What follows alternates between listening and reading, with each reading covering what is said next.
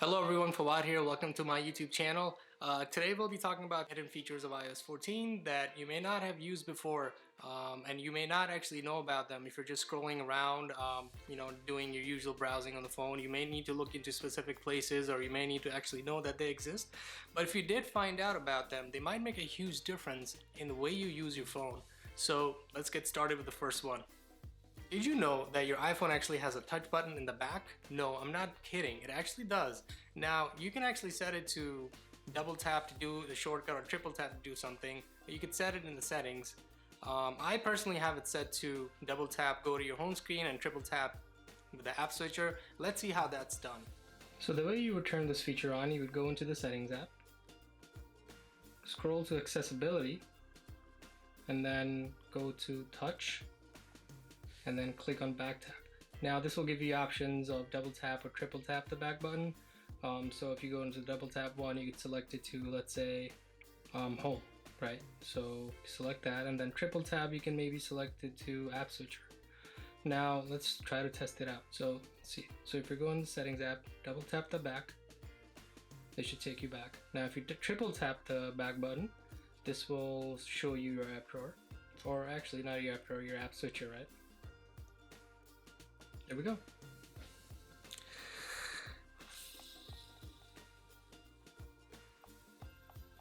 Oh, sorry, I didn't see you there. I was actually trying to find the YouTube app and I couldn't find it because I have just endless pages on my home screen that I can't get rid of. Actually, I take it back. I can.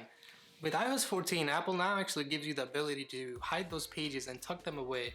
This way you only see the apps that you've most frequently used in the app drawer page. So this is what our home screen looks like now, and let's change it to not have that many home screens and just have one and one app drawer. So you would just hold on the home screen, you would click this dotted icon on the bottom of your home screen and just uncheck all the home screen that you don't want showing up. Oops. Just uncheck them. This will do, and if you click on home now, what this will do is this will change the format of your home screen and then only pick up the apps that you mostly use. And if you swipe right, this will show you a new app drawer look that Apple has implemented under iOS 14, and this will show you all the apps that you frequently use, and it's much easier to access them.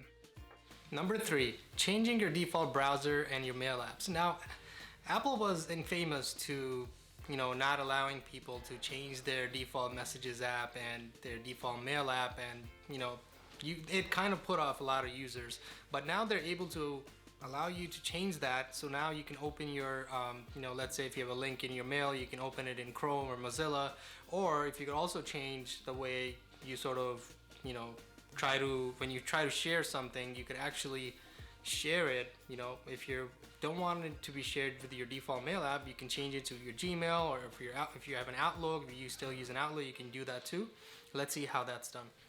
In order to change your default mail and browser app, you would go into your settings, scroll down, go to the app you want to set as your default. So let's say Chrome, you want to set Chrome as your default browser. You click on Chrome, default browser app, and then check mark Chrome. And this would now set your Chrome to be your default browser. Now let's change our mail app, right? So let's say you would like Gmail to be your default mail app. You would go into Gmail, click on default mail app, and then uncheck mail, and then check Gmail, and you're all set. Fourth item in the list is having shared lists with your shared reminder lists with your friends and family. So if you sort of divide chores in your household, and you would like your son or your husband or your spouse or your wife to want to do something, you can share that reminders list with them, and you can assign them tasks. They can assign you tasks, they can share that list with other people, and you can ultimately mark items as completed, and that shows up with everyone, and they know that that task is completed, so now you can move on to other things. So you'd go in your reminders app, and you would add a list, right? So click on add list, iCloud, and then let's say test list. Click done, and then you have a list right here, right? Test list, so you click on that.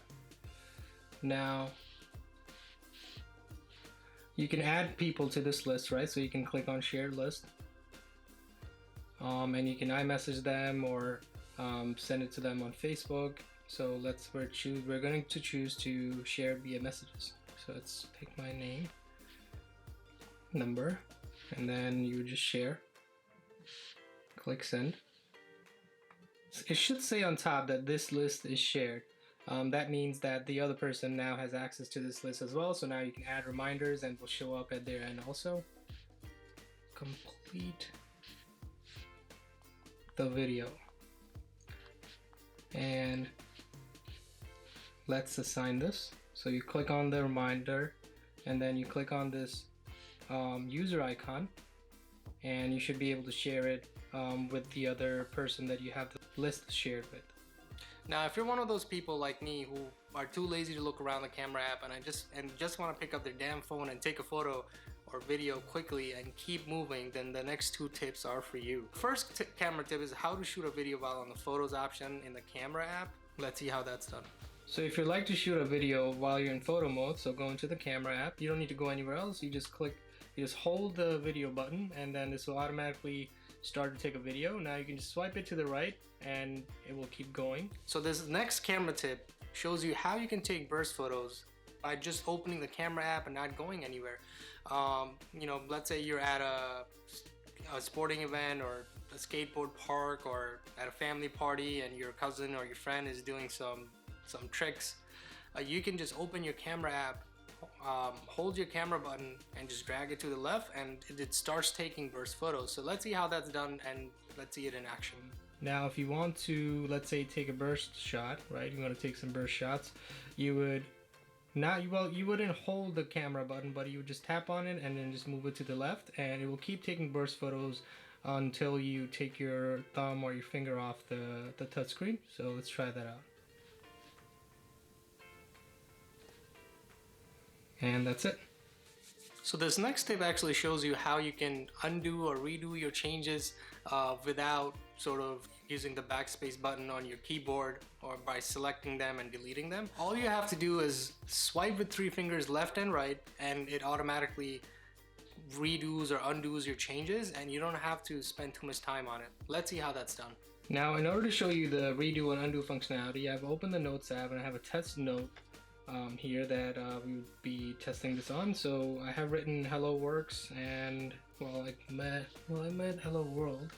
So I said hello world, and then now we're going to swipe left with 3 fingers and see if we can get to see. So now this should undo it, and then it will type in whatever you had written there before. Now let's say we want that word back or words back, you would just swipe right, and then there we go, that's it. Now, if you've ever been pissed off or mad about your photos not coming out the right orientation or coming out mirrored, we've all been there. You can actually change that now in this camera app in settings. Let's take a look how you can change that, and we'll see how the 2 photos come out different. So in order to turn on the mirrored camera function for the front camera, you would go into the settings app. You would go into your camera app.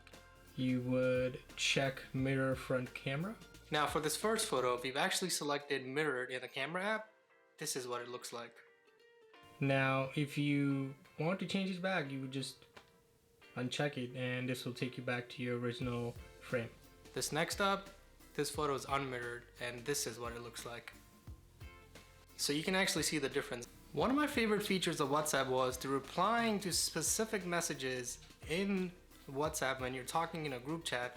That wasn't really possible in iOS 13, but now it's possible in iOS 14, and I'm really happy and I'm glad that Apple made that possible in the default Messages app.